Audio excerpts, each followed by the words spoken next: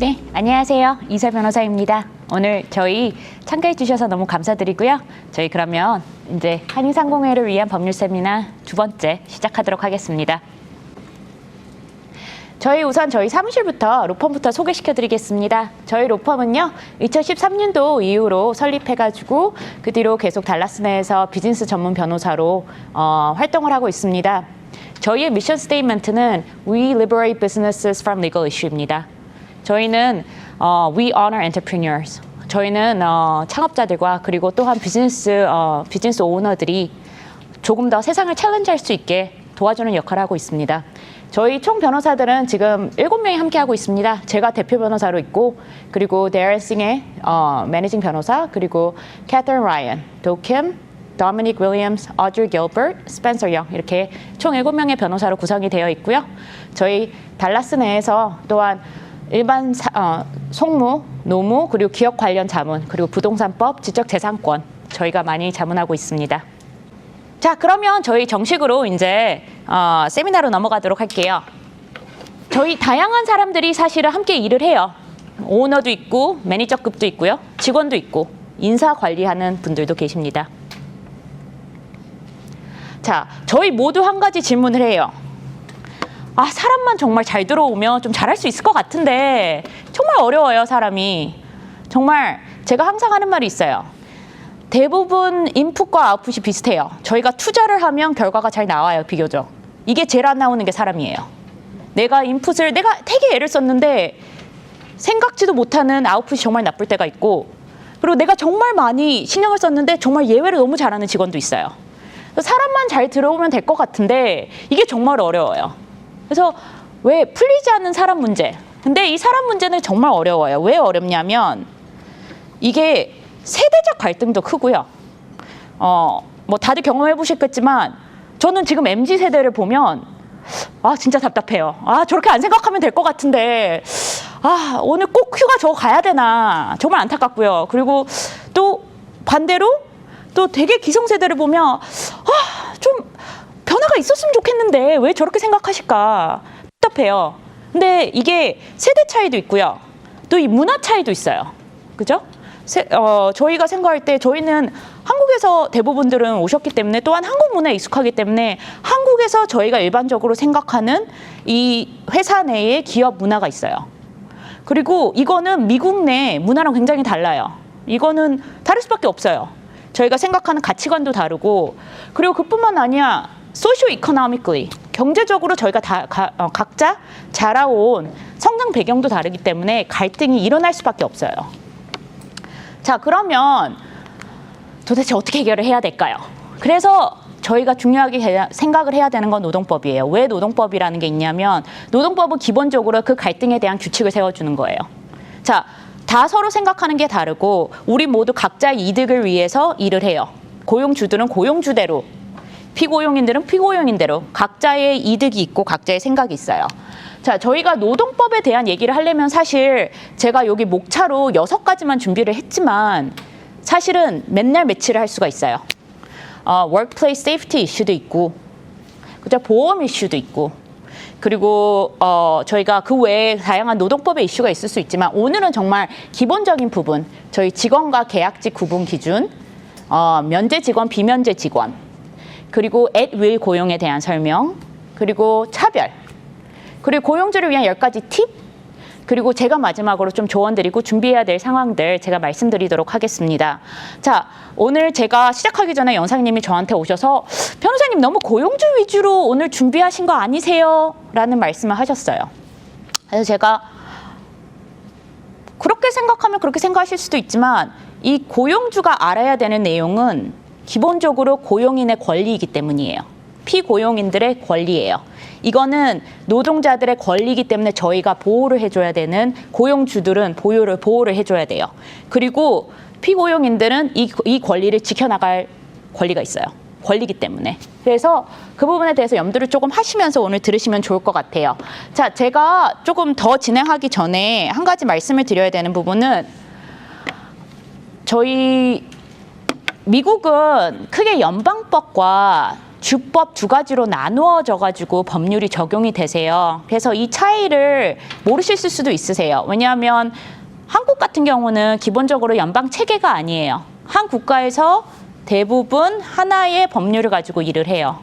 그런데 미국은 연방 국가에 있다 보니 연방법이 있고 그리고 주법이 있으세요. 그래서 주법과 연방법 두 개 다 따라줘야 되는데 내가 포함되어 있는 주의 주법을 따라가 주시는 게 중요하세요. 자, 그래서 오늘 이야기를 하는 부분 중에서 텍사스의 가장 큰 장점은, 고용주로서의 장점은 대부분 독자적인 주법보다는 연방법에 거의 일치하게 따라가요. 그래서 독자적으로 다른 노동주법을 생각하실 필요가 많이 없으세요. 근데 캘리포니아 주 같은 경우, 또한 캘리포니아 주 같은 경우는 저희 이제 미국 내에서는 사실 가장 노동법이 강화된 주법상으로 가장 많이 보호가 된 사실 주 중 하나세요. 그래서 그런 부분을 고려를 하시면서 들으셔야 됩니다. 그래서 오늘 제가 대부분 커버하는 내용들은요, 연방법 기준으로 갑니다. 제가 왜 연방법 기준으로 가냐면 말씀드린 것처럼 텍사스 주법이 대부분은 연방법 기준으로 가기 때문이세요. 그리고 제가 또한 설명드리기 전에 하나 더 말씀드리고 싶은 부분은요, 미국은 커먼러 국가예요. 대륙법 국가라고도 하고, 그리고 한국이나 유럽이나 일본 같은 경우는 시빌러 국가예요.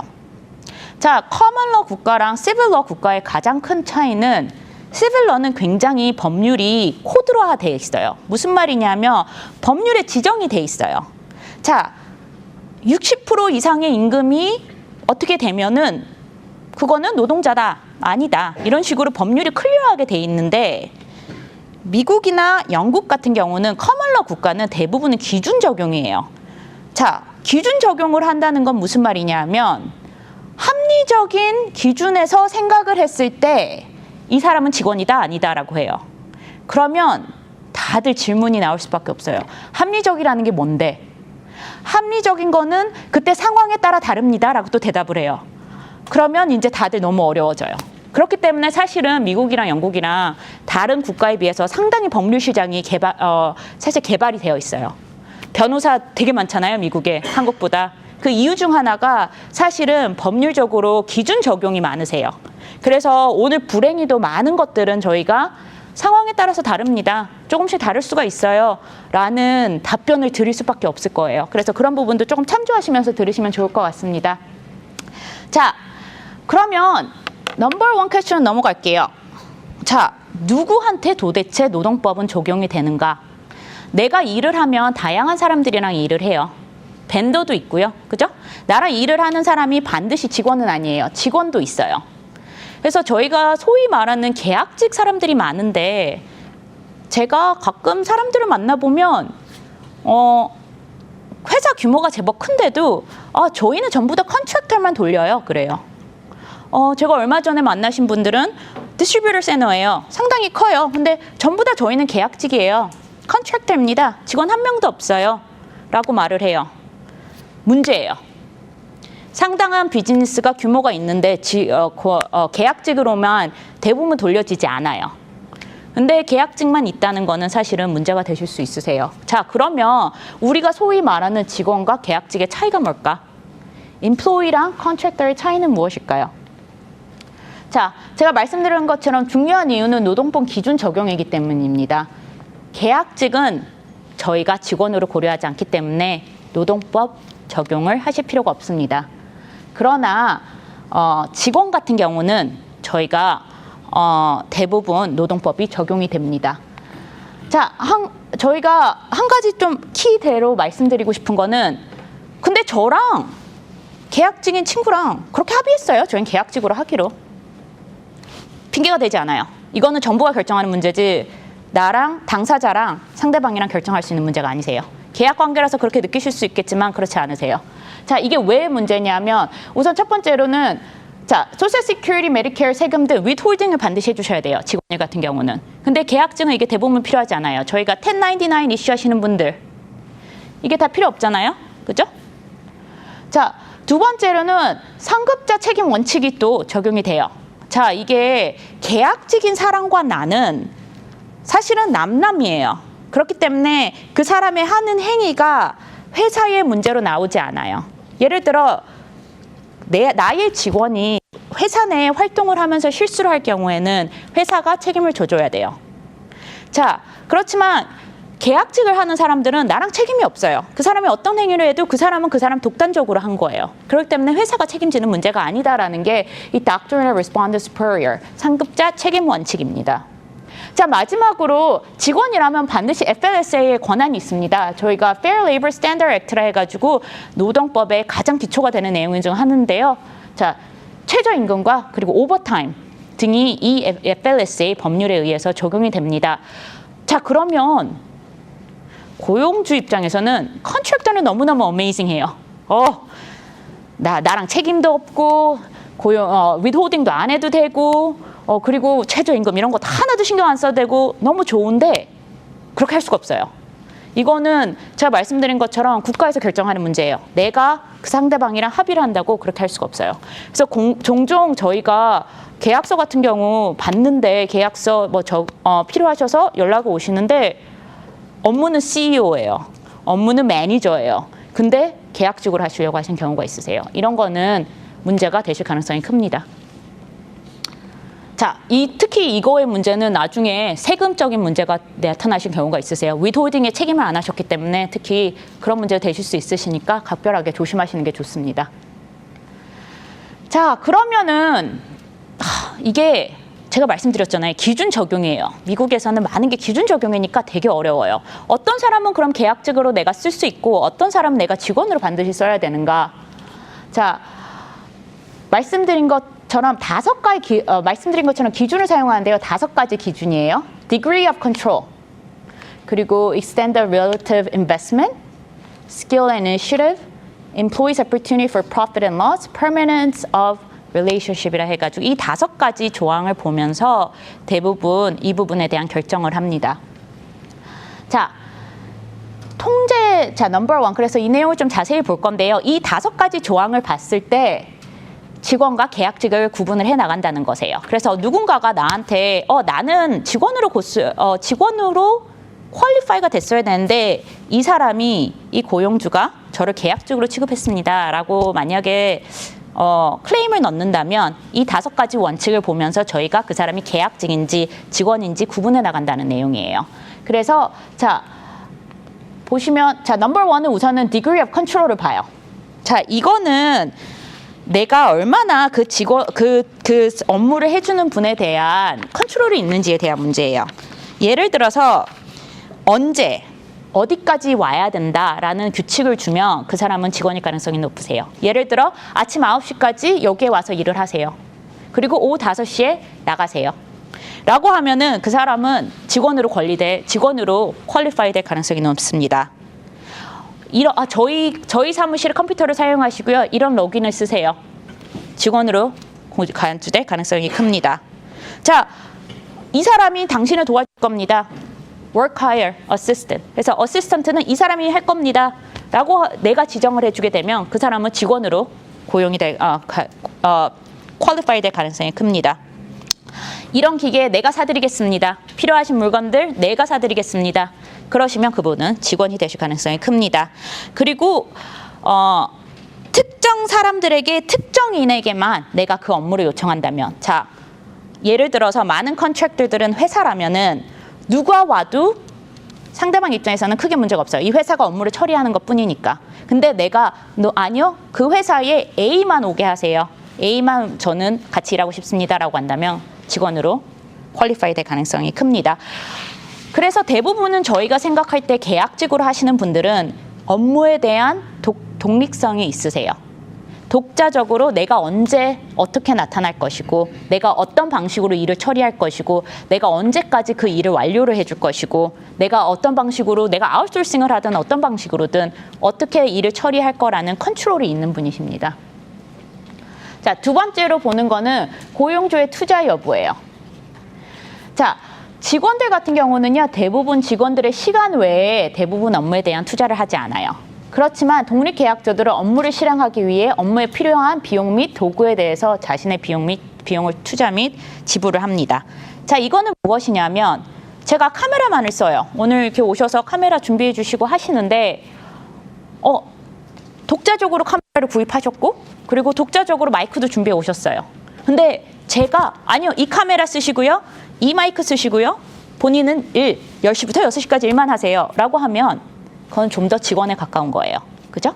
그래서 만약에 독자적으로 내가 그 업무를 처리하기 위해 어떤 식으로 처리할지에 대한 투자 여부를 또한 봅니다. 자, 세 번째로는 피고용인의 손익기여예요.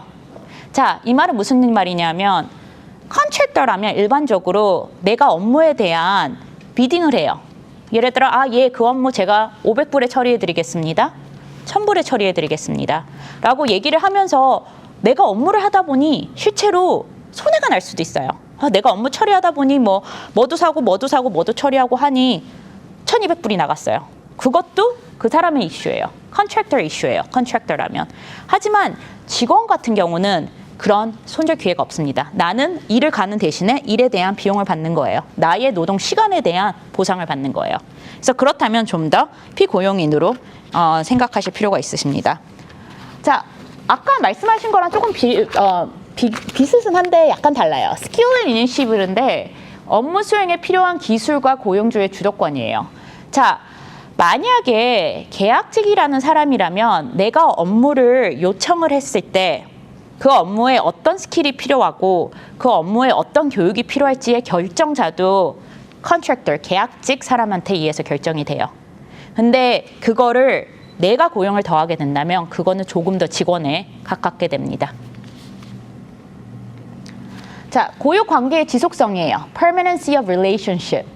자, 특정한 프로젝트 또한 기간 동안에 지속되는 고용 관계는 일반적으로 독립적인 계약직과 고용주 관계에서 일어납니다. 자, 특정 프로젝트 때문에 만약에 우리가 하고 그 이후에 하지 않는다면 그거는 조금 더 계약직에 가깝고요. 이게 장기화가 되면서 계속적으로 하게 된다면 그건 조금 더 직원에 가깝습니다. 그래서 이렇게 구분을 해 나가시면 됩니다. 저희가 다음 기준으로 넘어가서 이제 오버타임 기준 조금 넘어갈 건데요.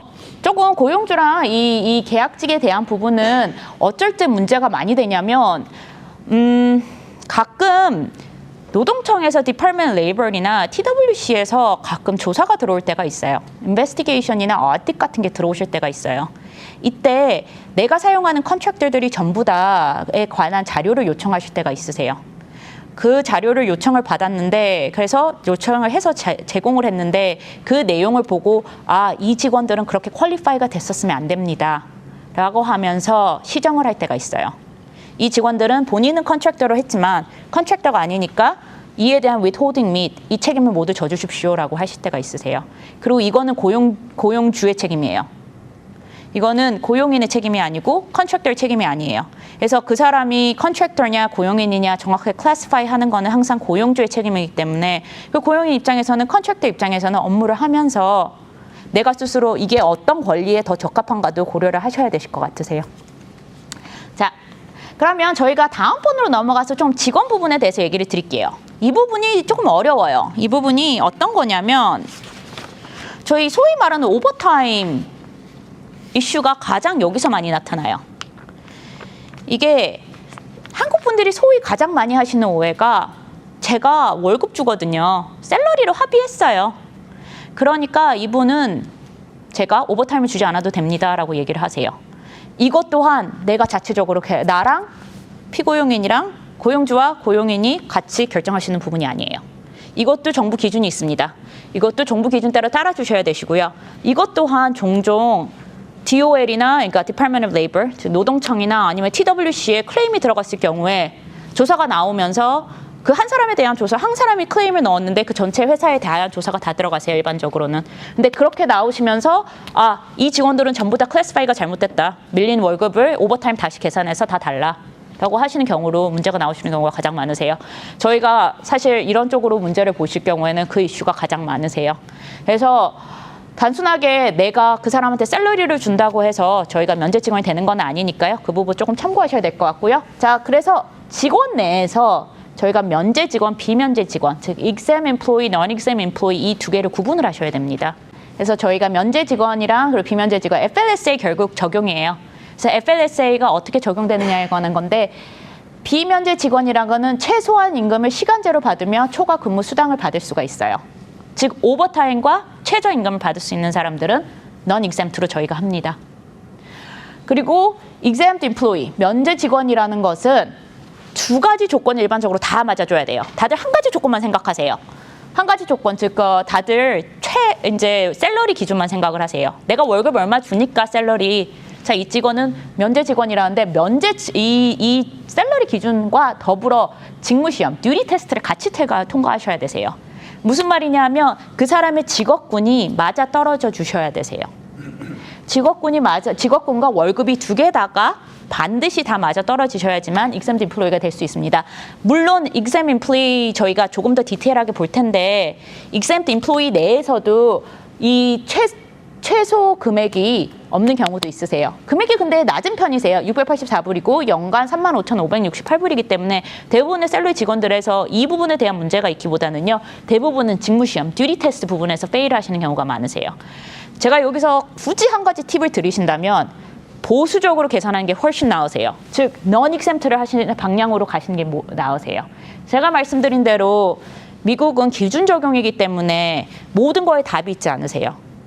오늘 얘기를 들으시면 굉장히 명확하게 이건 어떤 직업이다라고 제가 이거 어떤 직업은 이건 정확하게 이 안에 들어가겠다라고 해서 편안하게 exempt로 퀄리파이 할 수 있는 직원들이 있는데 어중간하게 뜨는 직원들이 항상 있으실 거예요. 직업군 내용을 생각을 할 때. 내가 잘 모르겠으시면 항상 non-exempt로 넘어가시는 게 좋으세요. 자, 그런데 이게 또 시간당 업무를 하는 직원들은 일반적으로 시간당 업무를 하는 거에 대한 불만이 많으세요. 좀 시간당 업무를 하니까 내가 굉장히 나의 노동을 그렇게 높게 쳐주는 것 같지 않으세요? 라는 불만이 나오실 수가 있으세요. 괜찮습니다. 샐러리화 시키셔도 괜찮아요. 근데 샐러리화 시키시면 반드시 오퍼 레터를 주실 때 시간당 얼마로 계산하시는지를 주셔야 돼요. 왜? 오버타임을 계산하셔야 되기 때문이세요. 자, 내가 샐러리를 계산할 때 52주 기준으로 하고 있는 건가? 50주 기준으로 하고 있는 건가? 48주 기준으로 하시고 있는 건가? 1년이 52주인데 휴일 다 빼고 나면 보통 50주로 계산을 많이 하시거든요. PTO까지 계산하면 보통 48주죠? 그렇게 생각하셔가지고 일반적으로 그런 부분을 좀 계산을 하셔가지고 정확하게 시간당 금액을 넣으시는 게 좋으세요. 자, 첫 번째 면제 이제 exempt의 직무시험 저희가 확인해 볼게요. 처음은 저희가 소위 말하는 executive exemption입니다. 자, 기업의 매니징, 관리, 기업 부서 또는 세부 부서를 관리를 하는 사람이에요. 관리직 분들은 월급 기준이 맞으면 듀티 패스트를 하실 수 있습니다. 이분들은 대부분 2명 이상의 정규직 직원 또는 그한 동등한 직업 업무를 제가 정기적으로 관리를 해주셔야 돼요. 자, 내가 매니저라는 직함을 줬는데 밑에 직원이 하나도 없어요. 매니저라는 직함을 줬는데 직원 1명 있어요. 자, 그러면 이 executive exemption에 들어가기가 힘들어요. 그래서 업무가 실체적으로 임원직으로 들어가셔야 되세요. 그리고 또한 다른 직원을 고용하거나 해고할 수 있는 관행은 있어야 되고 고용, 해고, 승진 등에 대한 제안과 권고를 하실 수 있는 권리가 있어야지 이 executive exemption, 즉 임원직 면제를 받을 수가 있습니다. 그래서 임원직으로 퀄리파이가 되시는 분들은 저희가 exempt로 처리가 됩니다. 자, 두 번째는 행정직 면제세요. 그래서 administrative exemption이라고 저희가 부르는데요. 소위 저희가 행정직 하시는 분들입니다. 이분 또한 저희가 아까 말씀드린 그 샐러리 기준에서 맞춰주셔야 되시고요. 고용주 또는 고용주의 클라이언트의 경영을 돕는 일, 일반 업무 운영과 직접 관련된 사무 또는 비수 작업에 수행할 경우, 중요한 문제에 대해서 재량껏 행사 및 독립적 판단을 할 수 있는 실직원의 경우를 해당을 하실 수 있으세요. 즉, executive assistant 레벨로 주로 많은 분들이 이제 재량권 행사나 아니면 독립적으로 저지먼트 컬을 하실 수 있어야 돼요. 자, 이런 일이 있었을 때 내가 결정을 할 권리가 있어야 되는데 이 부분이 사실은 가장 많이 분쟁이 있으시는 분 중 하나세요. 중요한 문제에 대한 재량권 행사가 어디까지 있느냐. 내가 리포트만 해요. 이런 문제가 있었습니다. 매니저님, 사장님, 그러면은 administrative에 사실 조금 조건이 맞기가 힘듭니다. 자, 그 다음은요, professional exemption이에요. 자, 저희가 말하는 소위 전문적 지식이에요. 그리고 또는 전문직 지식에 대한 재량권 및 판단을 행사해야 되는 경우예요. 전문 지식은 과학 또는 교육 분야에 있어야 되고요. 교육 분야에 있어야 하고 그리고 장기간으로 전문화된 교육을 통해서 습득한 지식일 경우 해당할 수 있다라고 나와 있어요. 이게 어려워요. 전문직의 기준이 어느 정도인가요? 그죠? 어떤 분들은 명확한 사람들이 있어요. 의사, 변호사, 회계사. 명확하게 저희가 했을 때 라이센스가 있는 사람들이 이제 대부분 하는데요. 이분은 과연 전문가일까라는 분들이 계세요. 전문직이나 paralegal, 뭐 세무사분 이런 분들은 저희가 다들 헷갈려요. 자, 대부분의 저희가 프로페셔널 exemption을 얘기를 할 때는 라이센스 기준으로 많이들 얘기를 하세요. 이제 라이센스가 있는 분들을 많이들 얘기를 하시는데요. 이 부분에 대해서도 좀 보수적으로 나가시는 게 좋습니다. 그래서 전문직 업무를 하고 있지만 실제로 저희가 명확하게 생각하는 프로페셔널이 아닌 경우는 조금 컨설러티브하게 가시는 게 좋습니다. 자, Creative Professional Exemption도 있어요. 그래서 저희가 뒤에 가면 Creative Exemption도 갈 건데 Creative Professional Exemption이라 해서 창의적 전문직의 면제 해결하시려면 예술적 또는 창조적 노력에 인정된 분야에서 발명, 상상력 또는 독창성이 또는 재능을 요구하는 업무일 경우에 저희가 들어갑니다. 자, 이런 분들 같은 경우는 저희가 소위 말하는 작가라든가, 그죠? 아니면 예술가라든가 이런 분들이 많이 들어가세요. 자, 또 컴퓨터 직업 면제가 있습니다. 자, 이분들 같은 경우 684불 이상이거나 아니면 시간당 27불 63센트 이상이시고요. 컴퓨터 시스템 분석가, 컴퓨터 프로그래머 또는 소프트웨어 엔지니어 또는 아래 같은 컴퓨터 분야를 사용하시는 내용입니다. 그래서 하드웨어, 소프트웨어 또는 시스템 기능 사양을 결정하기 위해 사용자와의 컨설팅을 포함한 시스템 분석 기법 및 절차의 적용. 즉 프로그래머 레벨이세요. 이런 분들은 대부분 유저 인터페이스에 대해서 한 번 정도 생각하시는 컴퓨터 프로그래머 쪽에서 가깝고요. 사용자 또는 시스템 설계 규격에 기반하고 이에 관련된 프로토타입을 만드시는 분. 대부분은 이제 프로그램 아키텍처 정도 레벨로 생각을 하시면 되세요. 그리고 또는 기계 운영 체제와 관련된 컴퓨터 프로그램의 설계, 문서와 시험, 생성 또는 수정. 이와 같은 업무를 컴비네이션으로 하고 계시는 분. 자, 컴퓨터 인플로이가 의외로 어려워요. 제외 사항들이 있어요. 이런 분들은 저희가 생각할 때 컴퓨터 작업을 하시지만 non exempt로 저희가 관리하시는 분들이에요. 하드웨어를 제조하거나 설치하는 근로자들은 non exempt입니다. 뒤에 소프트웨어 이게 설계하시는 분들과 달라요. 그래서 소위 하드웨어를 제조하거나 설치하시는 분들은 non exempt 직원으로 저희가 오버타임을 계산합니다. 단순한 수령된 컴퓨터 전문가 또한 저희가 제외합니다. 그냥 단순하게 프로그램 지워주고 방화벽 같은 거 조절해주고 이런 분들. 예, 소프트웨어 프로그래밍 또는 설계 전문가에게만 적용하니까요. 다시 한번 조심하시고요.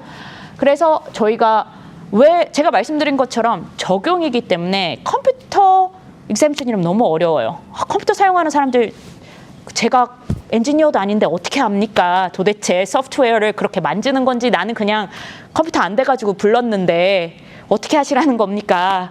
자, 어려워요. 그래서 근데 사실 저희도 어려워요. 변호사인 저도 어려워요. 그래서 이거는 대부분 저희도 노동청의 가이드라인을 따라갑니다. 노동청에서 정기적으로 가이드라인을 제공을 해요. 자, 이런 직업은 이렇게 하기로 했다. 이런 직원은 익셈션 처리하기로 했다. 이런 직원은 아니다. 그래서 이 가이드라인으로 대부분 가니까요. 자, 말씀하신 것처럼 프로그램 사용법 방법을 이때 DOL 서원 판결에 나온 거에 따르면 또 제외 사항으로 프로그램 사용 방법을 교육하고 문제 해결 지원하는 직원은 포함되지 않아요. 즉 아도비를 잘 못 쓰겠어요. 아도비에서 직원이 나와서 봐줘요. 포함되지 않고요. 즉 헬프데스크 직원도 또 안 돼요. 그래서 저희가 그리고 말씀드린 것처럼 다시 한번 컴퓨터 소프트웨어 최고 전문가에게만 적용한다고 생각을 하시면 됩니다. 자, 또 그다음 면제 직원 자격 조건은요. 아웃사이드 셀 exemption이에요. 이 세일즈 exemption은 유일하게 아까 말씀드린 셀러리가 없어요. 셀러리 리퀘어먼트가 없지만 exemption이 적용이 돼요. 그래서 최저임금, 초과 근무, 급여 조건 전혀 없어도 됩니다. 세일즈의 업무이기 때문에. 그렇지만 커미션 페이 어그리먼트로 늘 합니다. 그래서 이 분들을 하시는 업무는 100% 세일즈에 관련되셔야 돼요. 외부 영업 당사자의 경우 주된 업무가 사업장에서 벗어나서 바깥에서 세일즈 업무를 하시는 분을 주로 고려를 하시는 업무세요. 그리고 한 가지 중요하신 거는 이분들은 사실은 커미션 페이 어그리먼트로 가장 업무를 많이 해요. 커미션 페이 어그리먼트가 생각보다 어려워요. 왜 어렵냐면 고객이 구매를 해서 내가 이 친구한테 커미션을 줬는데 몇 달 후에 리턴이 와요.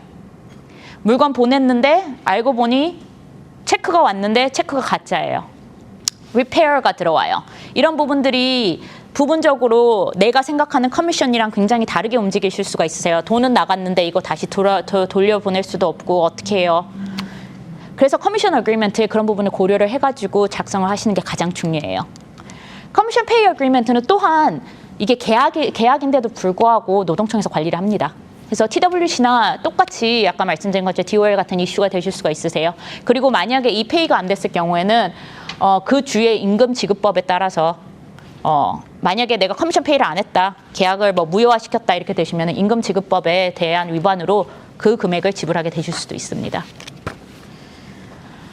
자, 그 외에는요, 또 highly compensated employee exemption이라 해가지고 10만 7,432불 이상 받으시는 분들이 있습니다. 저희가 하나 주의해야 될 거는 블루 칼라 워커들이에요. 저희가 정말 블루 칼라 exemption이라 얘기를 하는데 블루 칼라의 노동자에 관해서는 사실은 저희가 exemption이 적용이 될 것 같은 사람도 적용을 하질 않아요. 저희가 말을 하는 매뉴얼, 예를 들어 뭐 highly income이라든가 이분 하시지만 이거 제 생각에 전문직 같은데요.